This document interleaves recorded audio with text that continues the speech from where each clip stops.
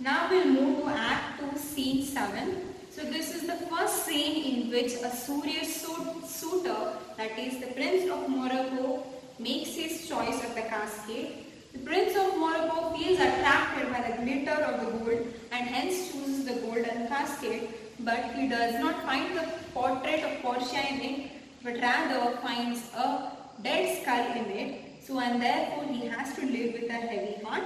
Then Portia is relieved at his failure to choose the right cascade as she does not like him at all. Then we shall go to the scene in detail. The scene takes place in Belmont in a room in Portia's house.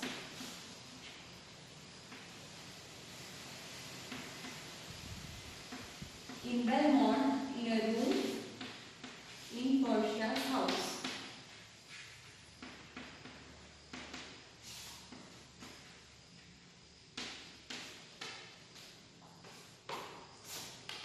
So there are the people present here are Portia, Prince of Morocco, Nerissa and all their attendants.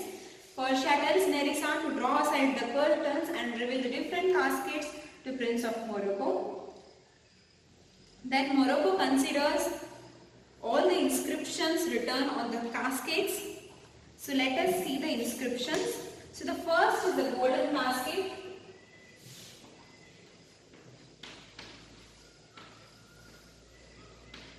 which bears the inscription, "Who chooseth me shall gain what many men desire." Who chooseth me shall gain what many men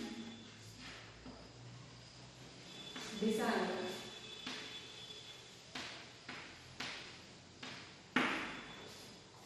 Then second we have the silver casket, which bears the inscription, "Who chooseth me shall get as much as he deserves." Who chooseth me shall gain as much as he deserves. Then third we have the letter casket,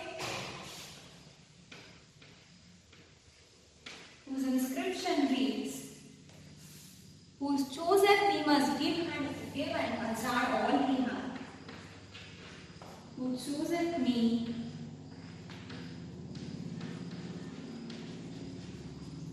must give and hazard all he hath.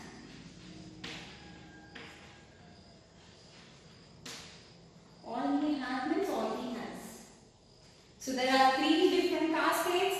One is the golden, silver and lead. The golden casket bears the inscription, "Who chooseth me shall gain what many men desire." And the silver casket bears the inscription, "Who chooseth me shall gain as much as he deserves." And the leaden casket, whose inscription reads, "Who chooseth me must give and hazard all he hath." So then Morocco asks Portia, "How can I know if I have chosen the right casket?" Then Portia tells that the right casket contains my portrait, and if you choose that one, then I am yours along with it. Then Morocco reads the inscription once more in a reverse order. Then he reads the inscription written on the leaden casket, that is, "Who chooseth me must give and hazard all he hath." Then he wonders, give everything and for what? And he also tells that people risk something in order to get again rich in the hope of rich again. So a mind of gold never stoops down to anything cheaper. So therefore he gives up this leaden casket and then jumps to the silver casket and reads the inscription, "Who chooseth me shall gain as much as he deserves." Okay. Then once he reads this enlightened by this inscription and tries to go in more detail with it. Then he stops there and asks himself to analyze his own estimation, and if he is judged by his own estimation, then he deserves plenty, but it would not be sufficient to win this lady. Yet to be afraid of merits is a weakness and also may work against the chances. So then he wonders, as much as I deserve, well, that must be the lady herself. I deserve her because of my birth and my fortunes are equal to hers. I deserve her because of my natural virtues and good education. Moreover, I deserve her for my love to her. So, and now he was totally agreeing on the silver casket. But he thinks, what if I choose here? So therefore, he goes to the golden casket and reads the inscription written on it once more. So he reads the inscription of the golden casket, who chooseth me shall gain what many men desire. Then, of course, that is, then he feels the inscription written on the golden casket more appropriate than the silver casket because whole world desires Portia. And many princes from four corners of the earth are coming to Belmont to pay devotion to this shrine in a human form. The Persian deserts and the vast barren plains of Arabia are crowded like streets with princes coming to see beautiful Portia. The ocean, whose ambitious waves throw drops up to the heavens, is no barrier to stop these foreign adventures, but they come here to win beautiful Portia. Then here he found the golden casket more appropriate. Then he goes once again in the reverse order. Then he considers the leaden casket, but he thinks that it would be so damnable and low thought to think that Portia's portrait would lie in the leaden casket. Then he thinks of silver and silver casket. He thinks the silver is only 1/10 the value of gold, so it would not be appropriate to choose the silver casket. So rich a gem like Portia could not be in anything less than gold. So therefore he chooses the golden casket and unlocks the golden casket. But here he does not find the portrait of Portia, but finds a dead skull within whose hollow there is a roll of paper, that is the scroll, and he opens it and reads it.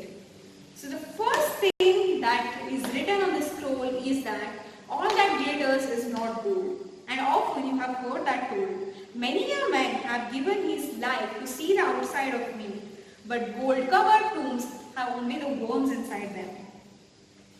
And if you had been as wise as you are brave, as mature as judgment as you are strong of limb, then this would not have been the answer written for you. Then Morocco tells Portia that your guest has stayed, and I am too sad at heart to give you a formal favor, thus losers should go. Then Prince of Morocco along with his followers departs. Then Portia tells a gentle fellow, we have got a good riddance. Then she tells Nerissa to draw the curtains and also wishes that all of his race should make a similar choice. So this is the end of Act 2, Scene 7.